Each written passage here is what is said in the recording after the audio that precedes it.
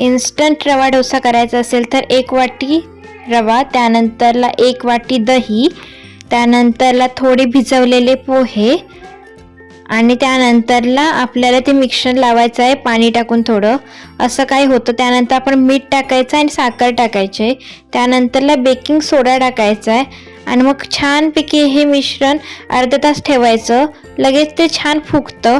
तोपर्यंत आपण इकडे चटणी करून घेऊया. तर उडीद डाळ आणि आपल्याला शेंगदाणे हे चांगले भाजायचे आहेत.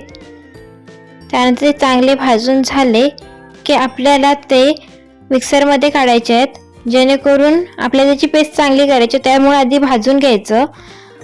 त्यानंतरला मिरची आणि आलं हे टाकायचं थोडं स्पायसी होण्यासाठी आणि त्यानंतर ओलं खोबरं टाकू शकता. मी तर सुकं खोबरं टाकलेलं आहे.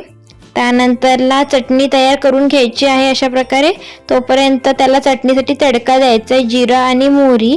यानंतरला वरून कढीपत्ता टाका आणि नंतर झालेली जी फोडणी आहे ती चांगली चटणीवर वरती टाकायची आहे, जेणेकरून चटणी खूप छान आणि टिकते. ही खूप 2-3 दिवस टिकते चांगली.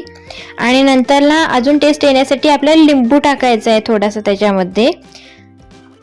आणि तोपर्यंत इकडे पॅटर्न तयार झालेलं आहे आपलं. तर आपण तव्यावर आता ते टाकूया आणि सॉफ्टली अप्लाय करायचं आहे. सर्क्युलर असतं ते त्याला फिरवायचं आहे, म्हणजे डोसा खूप छान होतो. तुम्ही मोठेही 2 पळे पण टाकू शकता आणि असे एका साईडवरून ते भाजायचे, चांगले असे फुगे आले पाहिजेत.